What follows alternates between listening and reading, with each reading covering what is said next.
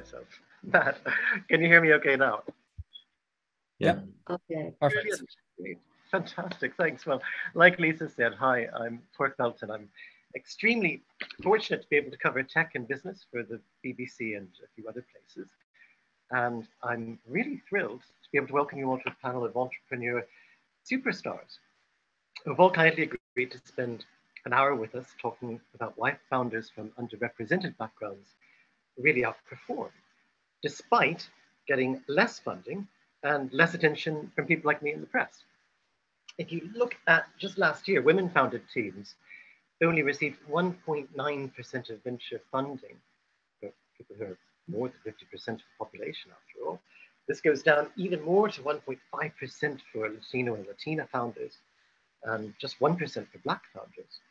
But what this also means, and my friends here on this panel, I think, believe all this very strongly, is that founders from underrepresented backgrounds can bring a drive and a determination their peers lack, precisely because they've been overcoming this to get to where they've got. And they can also be freer from groupthink. They can be attuned to newer ideas, newer markets, and exciting new use cases. So I'd like to spend an hour getting these brilliant people's ideas on these topics. I'd like to start off maybe by asking each of our panelists if you can tell us a bit about yourself and what it is you do. And I think I'd like to start, if I could, by introducing Michael first, who is a rising star in the world of entrepreneurship, a proud former American Marine, and a truly passionate advocate for underrepresented founders, which is why we're all here. Do you want to start off, Michael? Yeah, thank you, Patty. And it's super exciting to be talking with the BBC. I never thought I would be able to do that as an entrepreneur. I have a very blue-collar background. My mom is a teacher, and my father was a police officer. I went into the Marine Corps right out of school and ended up graduating from Columbia and working at 500 startups and Ganas Ventures. And then after that, I started two companies. So one was GoGrow. It scaled to 1.5 million in about 18 months. And then BuiltFirst, which is the logo I'm sporting right now, which is based out of the Bay. It raised 3.65 million from Stage 2 Capital and Fuse Ventures. Brilliant. Who wants to go second? I'll jump in there. My name is Kelsey Aina, and I work for HubSpot. I run our startups team across the Americas. And I grew up in the Midwest, have bounced around all the coasts and a little bit of the Caribbean in between then and now. And I launched my own company when I was in Boston, brick and mortar plant-based juice bar. Opened up a couple of shops in Boston juicing. And I also identify as neurodivergent. I identify as cisgender. I use she, her pronouns. But I also identify as a lesbian founder. And part of my work at HubSpot for Startups, we manage all of our partnerships with venture capital, accelerators, incubators globally. And we also work to be able to provide discounts and education and resources to all of our founders, but particularly I spend a lot of time working on our diversity, inclusion, and belonging initiatives at HubSpot and trying to get more resources and opportunities for the incredible founders that are part of our network. And I will just go ahead. I think I get to see you in Dublin pretty soon too. Yeah, very, very soon we'll be over in Dublin. And I will bounce it next to Esosa. Hello, everyone. Esosa Johnson here. I'm one of the co-founders of Black Women Talk Tech. We're the largest network of Black women tech and scalable founders. We've been around for 7 years out of New York. I am also a New Yorker. I have my pronouns are her and she, and I have a young 18-month-old baby girl, and my husband. We're actually living out of Puerto Rico. And so we've been looking to kind of support the tech ecosystem. As a previous startup founder of a technology company over 10 years ago now, and knowing so much has and so little has changed in terms of how difficult it is to, start and scale a company as a person of color. So I'd love to just share that perspective. And I'm excited to be here and learn more about everyone's journey. Hi, my name's Lolita Taub, and I am general partner at Ganas Ventures, where we invest in early stage community-driven companies out of the US and Latin America. My pronouns are she and her.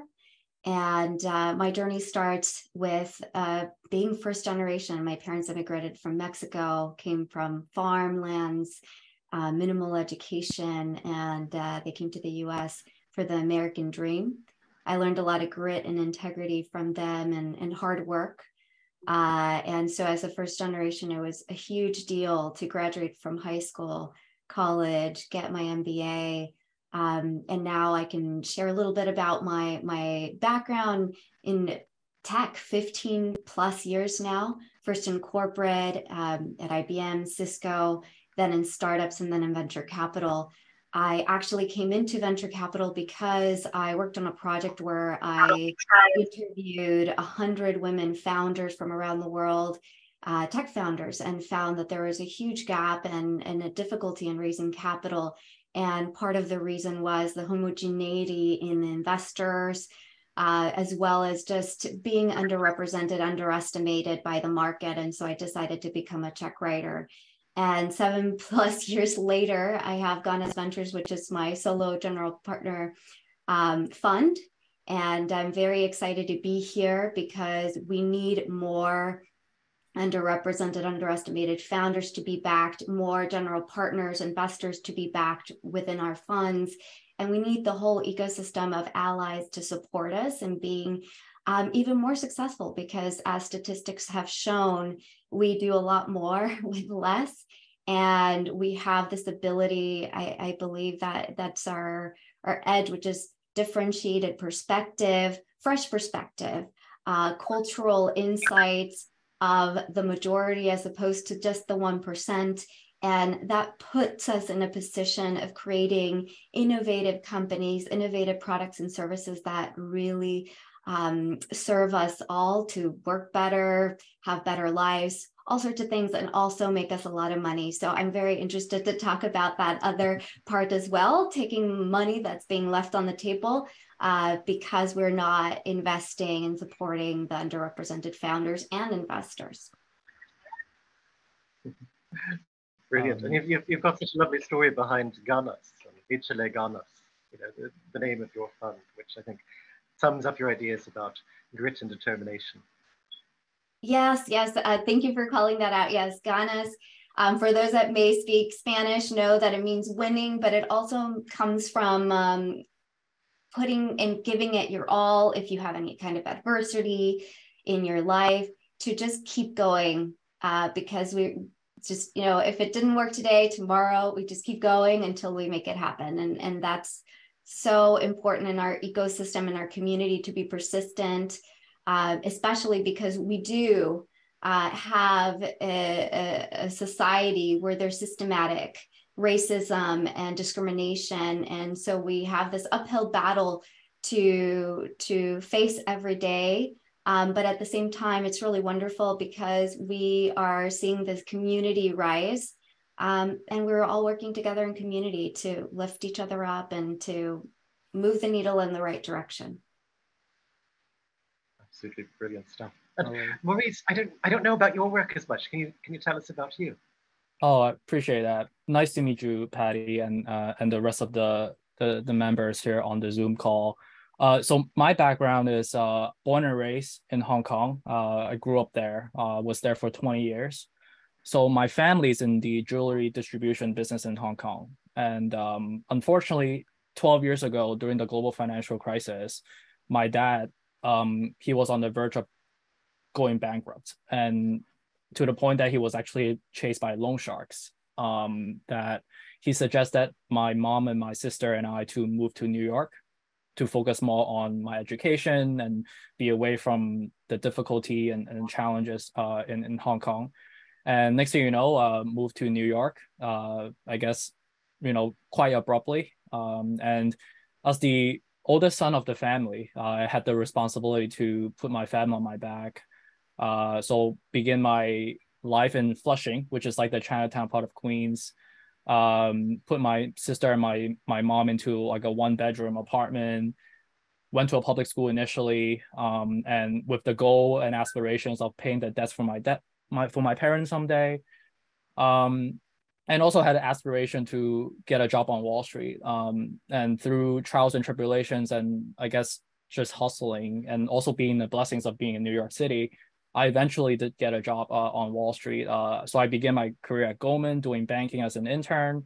Subsequent to that, I got a full-time offer to work in M&A at JP Morgan. So after 2 years in M&A, I worked in a growth equity fund called Farrell Capital Management. So I was really blessed, joined the firm as one of the founding members of the firm. And with the firm's mandates, which was to invest into people of color and women entrepreneurs, I learned a ton about supporting founders in that ecosystem. And then, with my career trajectory, it went well. I eventually was able to personally invest and set up my personal holding that I eventually was able to make some money and pay off the debts from my parents in Hong Kong. So then now the business actually bounced back. So God bless the family business. And then I went to business school. And after business school, I felt like I needed to further package myself by working in business operations. So I got a role in SurveyMonkey, which is a company I actually took IPO back then when I was a banker. It's like a full circle. So by the time I hit 30, I'm 32 now, I wanted to do something meaningful. And I decided to team up with 4 other big families around the world. Some of my family connections, but people that I worked on investments together before, to come with a fund called Tings Capital. So we are a venture fund, and we focus on investing into backing people that we call the underdog founders. So like people of color, women entrepreneurs, but people that also come from suppressed social economical hardship, like bankruptcy, people that are immigrants, to people in different sexual orientations, to people with disability as well. So that's my story. Looking forward to learning from you guys. It is absolutely brilliant. And thank all of you. You all have such amazing and inspiring stories. And I say that as a professional storyteller. I think we often think, the BBC often thinks that the point of journalism is to inform, to educate, and maybe also to entertain. But I think this kind of story also does something else that is also equally important for a journalist like me, which is to inspire. And what you are doing is inspiring for anyone.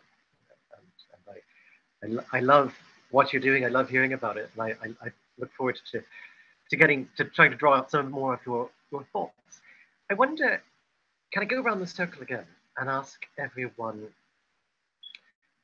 what does being underrepresented as a founder or as a VC mean to you? And what advantages do you think underrepresented founders can bring to the table? And for this time, we do it in the same order. We do Michael, Kelsey, Esosa, Lolita, Maurice. Yeah. So what's an underrepresented founder? I think there's like a mechanical term here where it's what's the US population and then how many of these folks are getting invested in. So if we look at Latinos, for example, they're 18.7% of the US population, and they're about like 6.5% of small business ownerships, which is pretty high. But then when you actually get to the amount of VC dollars, I think you said it in your intro, I think it's like 1.5% of actually the VC funds. So there's definitely that gap there. And I think when we're thinking about underrepresented founders, when I see that gap or I think about that gap, the thought that goes through my mind is the bets is yet to come. You know, we're still in the early innings. We still have a lot of great founders that are out there, and we're going to see way more in the future. And when it comes to your second question of what do underrepresented founders bring to the table? For me, at least, when I think about it, I think everybody who works in tech in a way is an outsider. We're all somebody who is looking at the way the world is, and we're like, hey, there's a new way to do something or an interesting way to do something. And I think underrepresented founders play a role in that minority community that they're a part of, and then that mainstream community that they're playing ball in. And I feel like to be able to sit at the table across from a VC and be able to talk back and forth, they've already proved that they're able to navigate both of those worlds very well, which I think makes them just a natural disruptor, and it's like in their DNA. So yeah, I'd wrap it there and say I think that's all of it. That's brilliant stuff. Kind of being binational, you know, in the tech community and product community. Kelsey, do you want to go first? Go next. Sounds good. I was going to say, as far as underrepresented founders, I think to me, it means a founder who probably hasn't seen themselves represented in what our cultural conception of a founder is.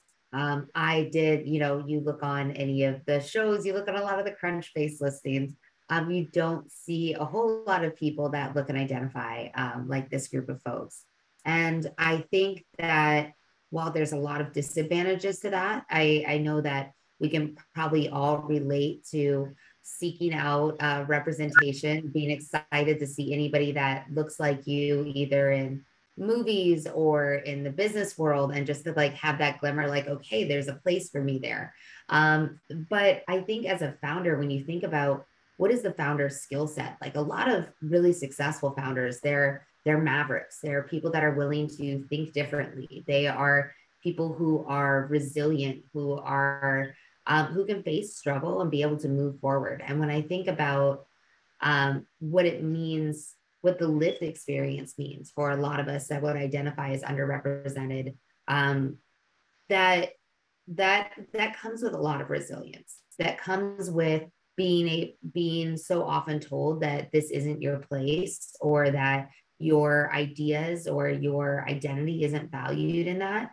And I think while that is difficult, the skills that you learn from navigating a world like that and being like, I know the statistics are against me. I know the odds are against me. I know that a lot of people are not conspiring in my favor in the same way that it is for other people.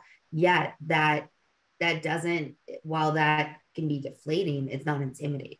You're willing and able to go forward. And I would say another like distinct advantage of being underrepresented is that when you don't belong to the mainstream, I think we all have our own social and community groups that are especially tightly bound because you have a shared lived experience that is different than the average or than the norm.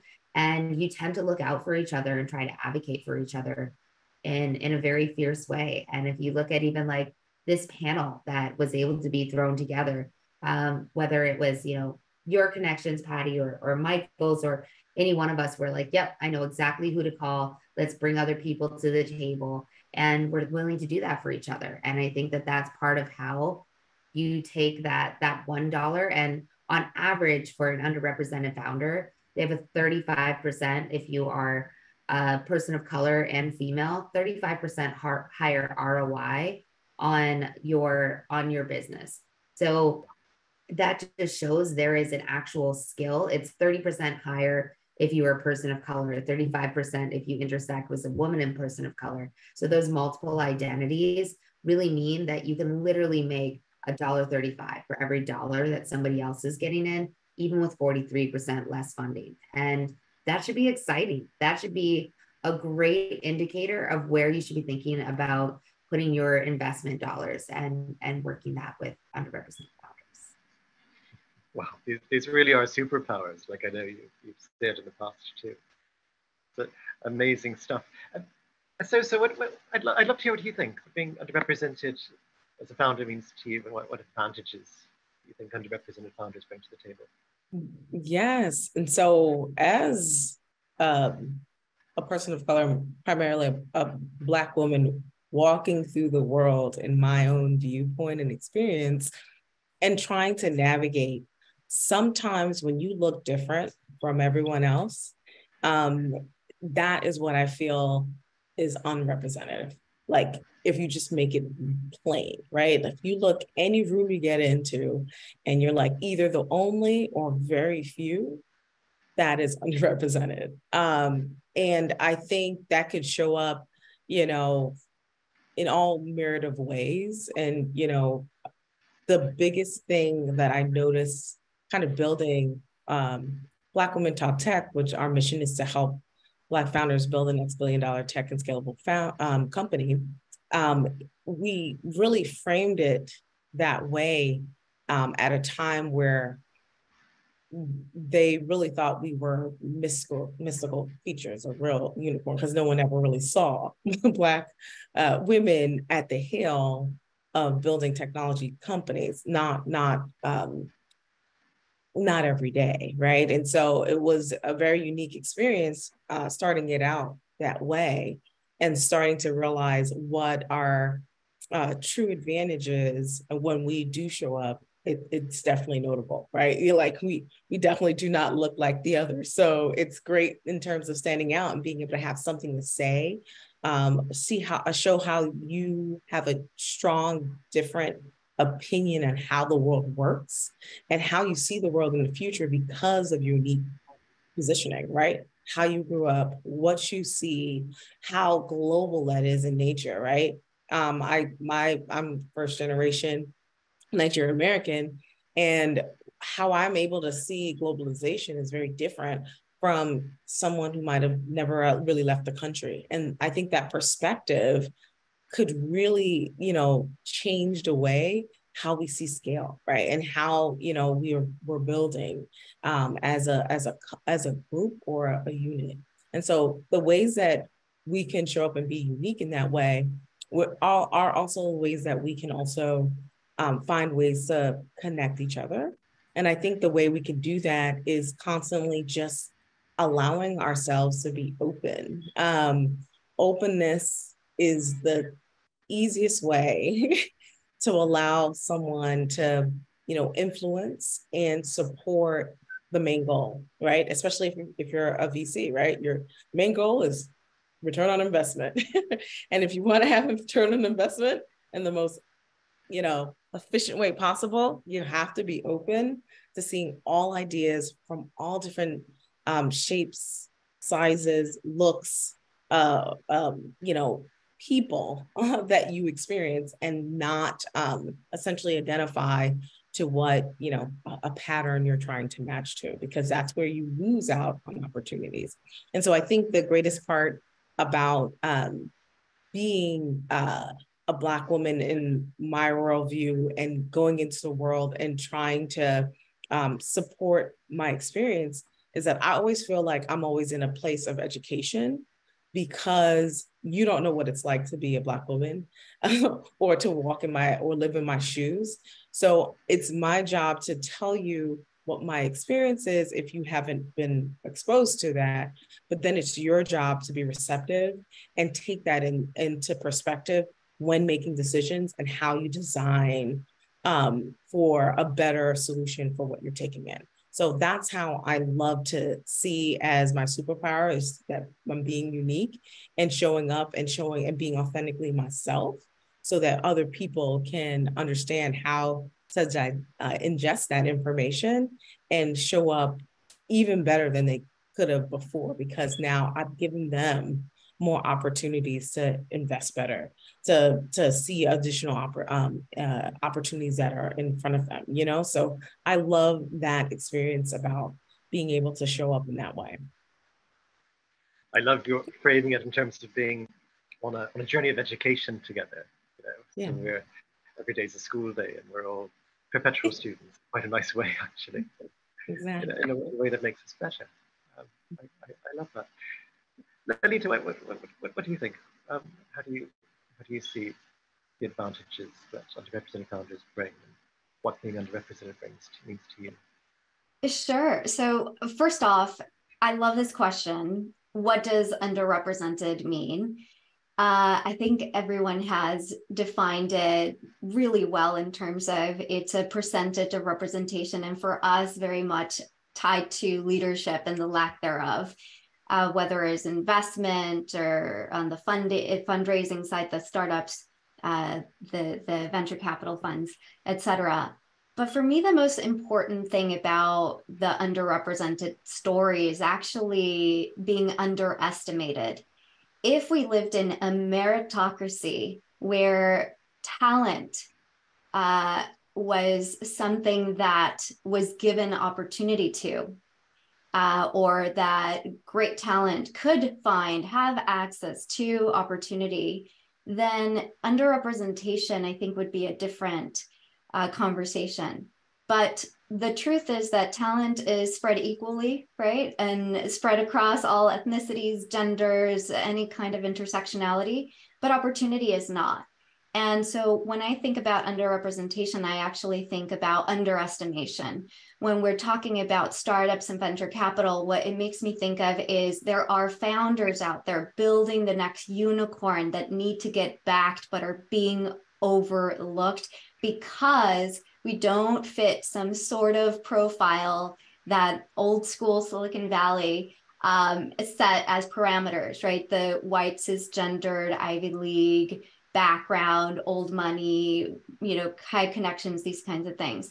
And so when I think of it, I think our superpower on the flip side is that for all of us that are diverging from that status quo profile that I just mentioned, we have an edge because we see the world in a different place. We're able to create great companies, and we just need to make sure that we get the capital in our hands. And so having this different view, having this ability to build great companies, that's really, I think, our superpower, but we need to lean onto each other to be successful. And some may say, well, I don't know, that sounds anecdotally really nice, but what proof do you have? Well, I think we've had some McKinsey percentages, right? 35% more likely to have better returns if you have a diverse team. There's also a Harvard study that says if you have women, you are more profitable. And then let's just think about the fact that the US, for example, is 13%, I believe, immigrants.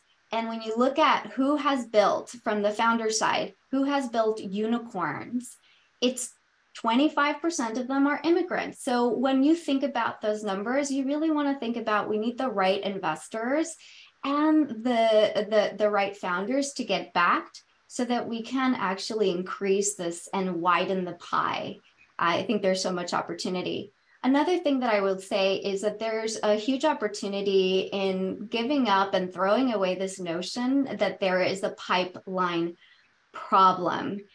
Some years ago, I actually launched a platform called the Startup Investor Matching Tool. This was shortly after George Floyd. There was a lot of commotion in the ecosystem saying, hey, we want to back underrepresented, underestimated founders, but they just don't exist. These founders don't exist. These investors don't exist. And so I put together this platform where all investors, angels, VCs, accelerators can connect with underrepresented founders. So women, people of color, LGBTQ, veterans, folks with disabilities, whatever, so that they can connect with investors. And what came of it was thousands and thousands of founders submitting, and we've had millions of dollars poured into these startup founders from these connections that the platform has made. So there is no pipeline problem. So we have an opportunity in seizing the moment and also considering the fact that we're moving towards a minority majority. So we're actually, so it's just thinking about, hey, let's move from the societal stuff that holds us back from being more inclusive, but also from making more money. And let's put our money where our mouth is, support great founders, and reap the returns financially and as a community. That's inspiring. I remember your matching tool. Also in the wake of George Floyd is when I started as a journalist, doing a couple of stories on underrepresented founders and being inspired by the kinds of people I was meeting and the stories that, that they throw in kind of at the end of an hour chatting about their startup. And this one guy said, "Oh, and you realize he used to be homeless." No. And this drove his choice of the kind of startup that he made because he got very interested in looking at people living in energy poverty in New York, which is very much part of his journey. And I came across your tool then, and I've been a fan ever since, really. So thank you for all that you do and for being so inspiring. Maurice, tell us your views. What is being underrepresented as a VC mean to you? Yeah.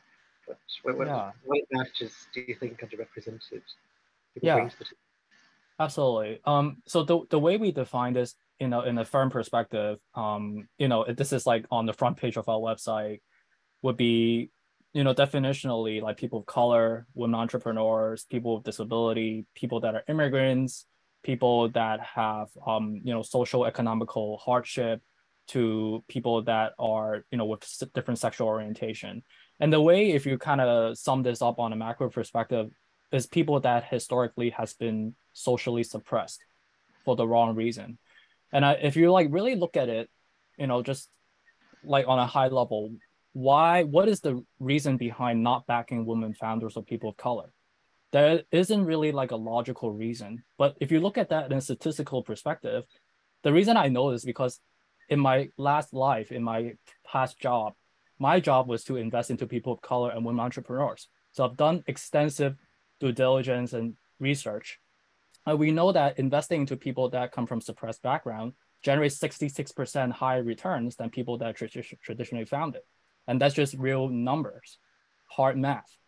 And in addition to that, on a psychological and a mental perspective, people come from suppressed background that was able to overcome challenges. Like, for example, I guess, like, I don't know if this is the right way of saying it, but I guess the biggest blessing in my life was my dad going bankrupt.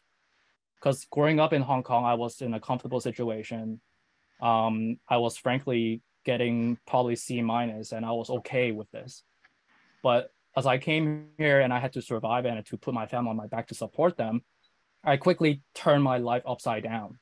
And I start, putting my exam papers or the testing dates as my execution dates, because every exams that I was taking was like a life sentence to me. Because if I don't, and the bar is relatively high because I didn't come from a target school.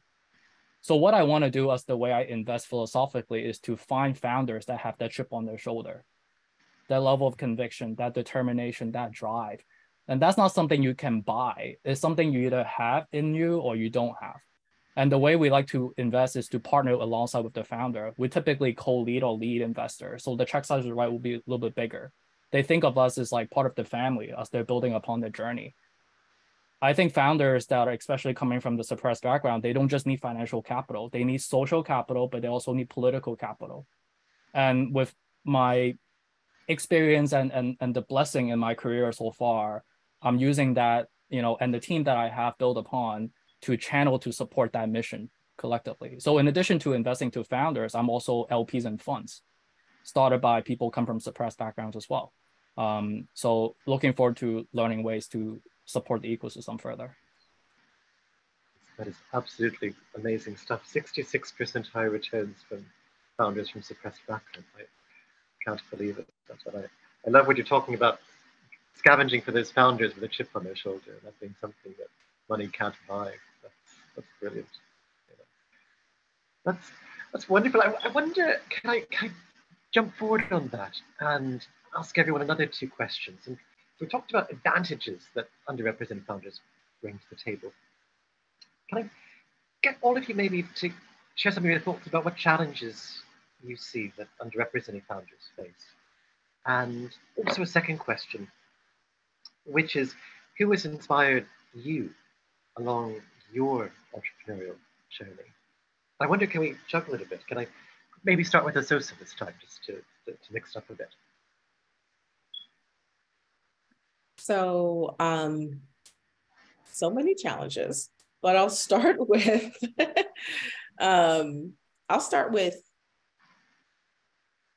Black Women Talk Tech has the largest research report on Black women tech and scalable founders.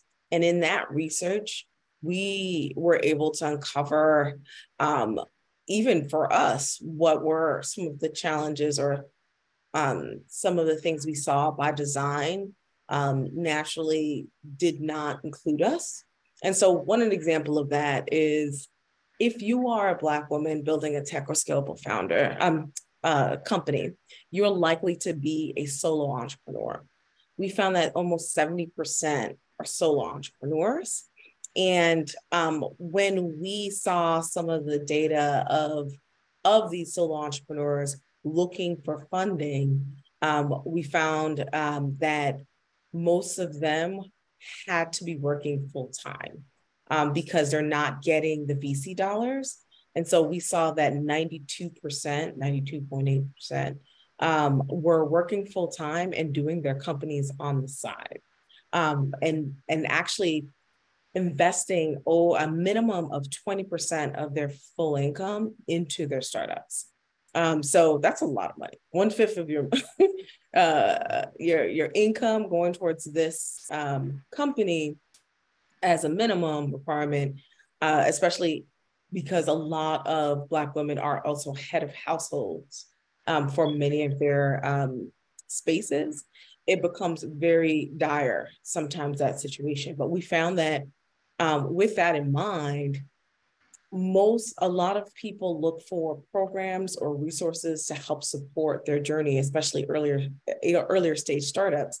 So you would apply to accelerator programs. And generally with accelerator programs, we found that most people say, hey, you need to have 1, 2, 3 or more co-founders to apply or be the right kind of pattern that they're looking for to invest in as a company. And we found that just by that one rule for many accelerator programs, it just sort of cut most of us out. So you didn't see a ton of Black women being a part of accelerator programs, even though we're spending a good amount of their time applying to these programs, knowing that unfortunately they wouldn't get in. And so we took some of our research, went to Techstars, went to several different places that were notable and said, hey, I don't know if you noticed, but this is what's happening just by the guise of how you're signaling or showing up for people. And that has led to a lot of changes. And so we those are one of the ways, and just a small, simple way of kind of just being who you are, just what the cards dealt, are the differences and challenges.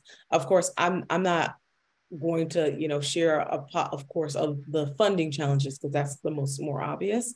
But outside of those funding challenges, I think people don't realize how hard it is to actually create a company and raise anything for the average Black person. The average Black person takes them 2.5 years to fundraise.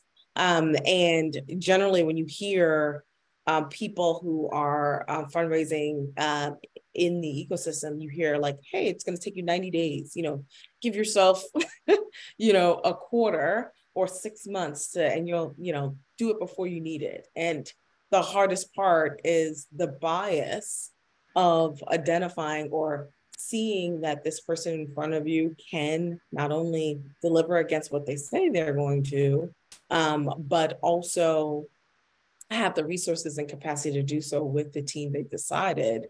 It gets harder and harder when you are having to build and fundraise a longer period of time than most other groups.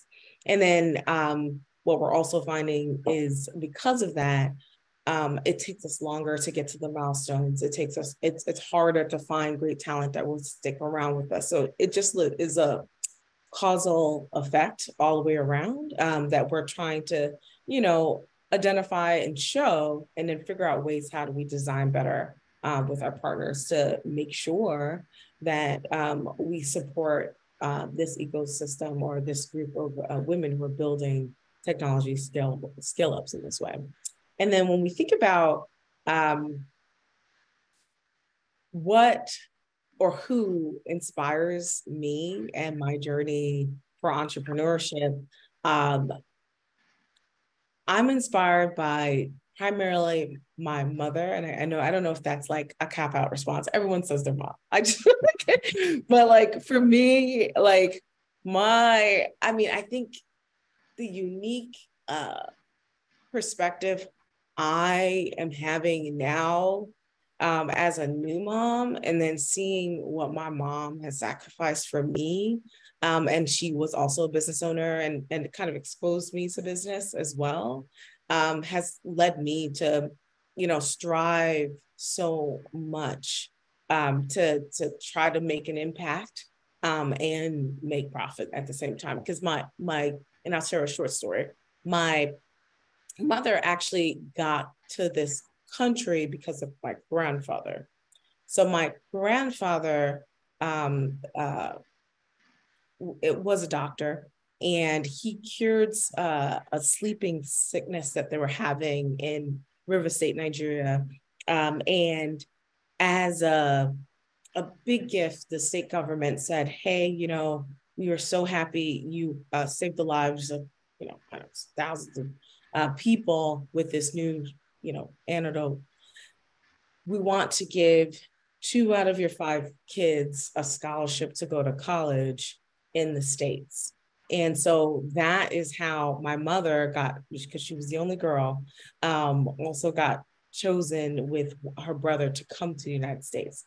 And so that's the only reason that my mom, even discovered the States, and then, had me, and, I grew up here. So I feel like so much of my opportunity to actually be in America makes me get up every day and work very hard to make sure other people have that same opportunity to make something of themselves. And so it's a personal drive for me every day. And so she is a strong representative of that and that journey that we're constantly making for ourselves and our families. Wow. I mean, as a storyteller, these stories are amazing. And I think if your mum's your inspiration, I think you're probably now mine. So thank you. Thank you for that so much. No, we go to Lolita next. What do you think about challenges that you see in the ecosystem, and who has inspired you along your journey? Sure. There are a ton of challenges, as we all know, and I tend to group them in social, economic, and political categories. I'm sure there's others, but these are the 3 that constantly come in mind. Socially, even before we talk about founders, investors, so on and so forth, unfortunately, when you don't have this profile, again, of this cisgender white male, oftentimes you get put into a category of maybe you're a service worker, maybe you're not as smart, maybe you're not as credible, to the point, just a short story. I have a fund. I invest millions of dollars in startups. I'm very well educated, but yet when I was living in my apartment and walked down the hall, they asked me if, someone passing by, they asked me if I was a cleaning lady. And it's just simple things like this that, I have many more stories in the VC startup world, but it's these simple things that socially, when you look at us, what do you think? Do you think leader? Do you think potential? Or do you get, oh, that's nice. Is this for nonprofit? Is this for social impact? Are you, a charity case? And we're not. We're here to do our work. We know our stuff, and to make things happen and to create returns. So socially, I think we have a lot of work to do from that perspective, and changing the perception of who can build great companies and reap great returns, no matter their skin color, body shape, gender, etc. From an economic perspective, I love the point that Esosa brought up from a financial stance. Founders oftentimes have side hustles or full hustles to make this startup dream come true. On the other side, venture capitalists, emerging fund managers that have microfunds, such as myself, we face the same struggle. I did not come from money. I came from poverty. I have also, like Maurice, had to take on the matriarch role or the leadership role in the family to take care of younger siblings, parents who don't speak the language, who, there's a lot of limits. And so there's so much put on us that we need to figure out how to make money while at the same time make the dream happen. And sometimes this gets confused with not being committed enough. When you have to do your startup or your fund and you actually have to do other things to create money, and put food on the table and shelter over your head and clothes, these kinds of things. And so there's this disconnect between, is it really that these folks are not committed enough to their startups, to their venture capital funds because they have other things that they're doing? Or is it where they're standing, this is what they need to do? And in fact, it shows that much more commitment in doing what they are doing. And again, just talking about building Ganas Ventures, we are a micro fund. When you look at the economics of creating a fund, you don't make very much money. And so thinking about that and thinking about when LPs, for example, will say you need to be 100% in your fund. And I have taken that leap of faith, but I will tell you that it's not fair, because there's founders and investors like myself who are going above and beyond to make this happen and are, I wouldn't say just committed, but super committed. The last part that I'll talk about is on the political side. Recently, there's been a lot of decisions that the Supreme Court has made that has taken away power and control from minorities. I mean, not so long ago, they overturned Roe versus Wade, which is a huge thing. Women should have the ability to plan for being mothers. And also there are cases where there are rape situations, all sorts of things where at the end of the day, humans should be able to own the decisions of what happens in their body. There's other things that have come across with the Supreme Court saying, hey, it's okay to not service someone who is gay. That's not cool. That certainly just makes it easier to be homophobic and discriminate. Also, there's been a change in inclusion when universities are accepting students of different backgrounds. We're already the minority, right? There's nothing, affirmative action is what I'm talking about. And I know there's different people who think differently, but I will tell you, I know many people who were at the top of their class, are some of the smartest people that got into the schools that they got into, not because of the color of their skin or their gender, but because they were really great. But on top of that, there was a program that allowed for the status quo to integrate more of society. So there's a lot of challenges out there, and we're not going to resolve them in our lifetime. But for me, what's important is that we take our swim lane, do our best where we're at. For me, it's investing in founders. It's giving a voice and using my platform of the community of over 80,000 folks, founders, funders, and friends to support our ecosystem. It's backing great companies. And then hopefully one of these days I can say, hey, we have all of these unicorns. It made a lot of money, generational wealth for myself as well as for our LPs, and start shifting again that narrative of who creates these unicorn companies, who are leaders in our ecosystem. And it really should be representative of our population. I love what you say, because actually a lot of people, and I've heard a few people around this table talk about being categorized as social impact founders, social impact investors, and saying, I'm not here to do, to build a social enterprise. I'm here to, I think, like you put it, get a great company and sort of a unicorn garden. I think that's fantastic stuff. Kelsey, do you want to hop in and tell us about your ideas of challenges and inspiration? Sure. Yeah, I'm happy to build on the great answers before me. But when I think of some of the advantages, disadvantages, for me as a queer person, as a lesbian, you may not recognize that by looking at me. So having an invisible part of my diversity means that I have to come out every single day.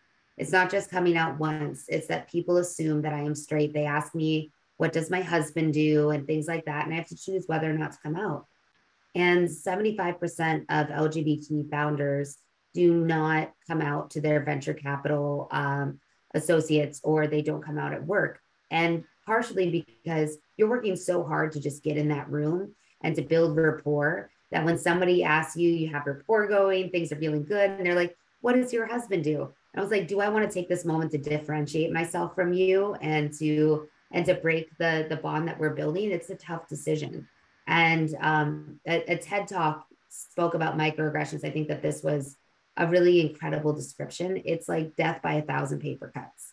Like no single one of them is going to kill you, but the strain of being mislabeled as the cleaning lady, of being mislabeled as somebody with a male partner, and having to continually decide, do I use my mental emotional energy right now to assert myself and to do something that feels good and aligned with who I know my identity to be? Or can I just give myself a break for a minute? Because it's already hard enough pitching. It's already hard enough getting into this room of VCs, much less taking this moment to remind you how I'm different than you. So I would say that that's a huge disadvantage. I would say that one of the advantages is, I think back to like my first conference that I went to when I got out of business school, and I was trying to kind of make my stamp and get my in into the business world. And I was advised by my boss going into that conference, they're like, tell everybody that you're straight. Like, do not let anybody know. You know, I was in my 20s. I'm just trying to make sure that my boss is happy. But I got into that room. I was like, I don't want to succeed on the terms set out by somebody else that don't resonate with me. I'm like, I'm going to do it my own way, and I'm going to succeed or fail on those metrics. And so I went out, and throughout the conference, you can, when you're used to being one of the only in the room, you can very quickly identify who are the other people that might share some commonalities with me. And then you're all really willing to look out for each other, to work together, or to give each other a chance, because we know how hard it is for many of us to be able to get our chance or to get our pitch in. And I came back with a stack of business cards, and I was like, okay, these are all people that are willing and ready to spend money with us. And she's like, wow, how did you get this? How did you make such quick traction? And I'm like, these are all people who are LGBT, who identify just like me.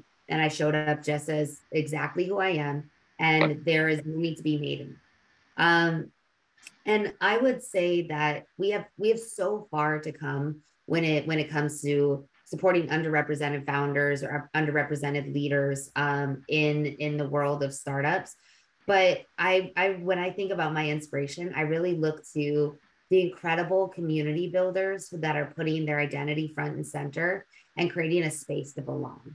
So Esosa, like, I would put you up on that list of somebody that I really look up to, that took that identity and used that as a superpower and built an army behind you to back what you're doing. I think of, I sit on the executive board for Lesbians Who Tech. Leanne Pittsburgh has put together a group of, I want to say, over 110,000 lesbian identified and allies around the world that are lesbians in tech. I mean, that's incredible. So I think yes, there are going to be those slights. There are going to be all those things that drain our energy in ways that are not productive, that make us feel different. But if we can find these places where we can feel different together, and we can create these bases of power to be able to feel safe and psychologically comfortable, I think this is part of what empowers us to go out into the world and be able to do meaningful work. That's wonderful stuff. I mean, it's absolutely amazing that 75% of LGBT founders don't come out. I had absolutely no idea. And I've heard you talk before too about getting to a conference and kind of, you know, this being a superpower is, you know, who can you find who's from your tribe, and, you know, get all of their business cards and show that that's one of your superpowers in a way. That's great. Maurice, could we get you to chip in? You know, what challenges do you see facing underrepresented founders, and also who has inspired you most along your journey to kind of defeat them? Yeah, absolutely. I want to be respectful of everybody's time, because I know we are hitting our 1 hour mark, so I'll try to keep it relatively brief. So I guess what inspires me is the cultivations of experiences that allows me to kind of, have my life comes into constellations of everything aligned. So, I guess what really inspired me is stemmed from one experience. So I went to a non-target school, and my aspiration was to somehow get a job on Wall Street. So my goal was to get a job in investment banking, and the culture in investment banking is pretty much like there's a old boys school type of culture, and especially coming from a non-target school, and I didn't really have the right connections. It was relatively difficult for me to get in.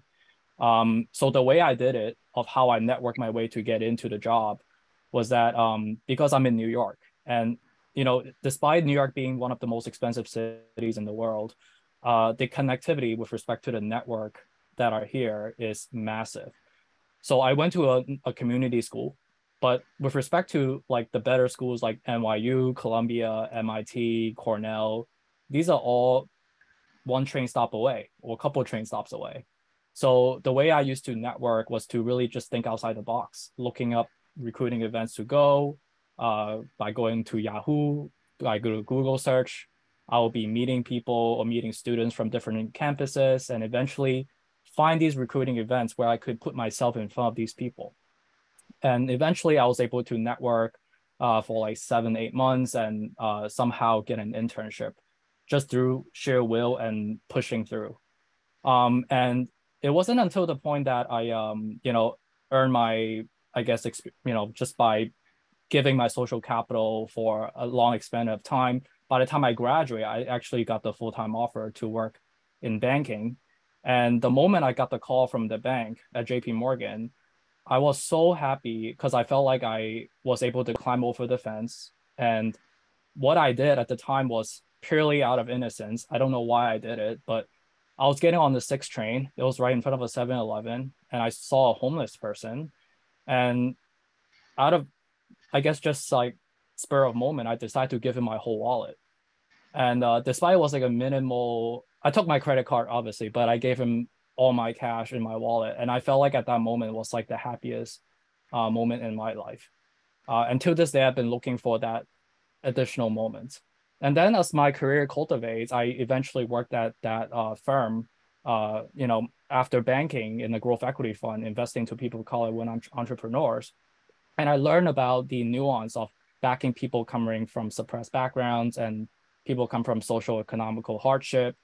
And as I learned more about that ecosystem and building my track record, and I was also identifying what I want to do for the rest of my life, it just makes sense for me to eventually become a spin-off of what I'd done before.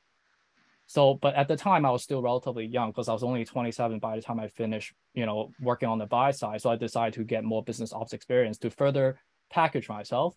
And by the time I hit 30, I took the leap of faith to kind of jump off the bridge, if you may, because I felt like it was the right thing to do socially, politically, and also financially. I was really blessed to be able to be in the situation that I'm doing. So if I was just to like sit on the sideline, just chilling on an island, it would not be the best use of my resource and value, and I wouldn't be adding value to the world. So that's what I want to be doing. And ever since then, I've been on this journey, and it's been fulfilling to the max.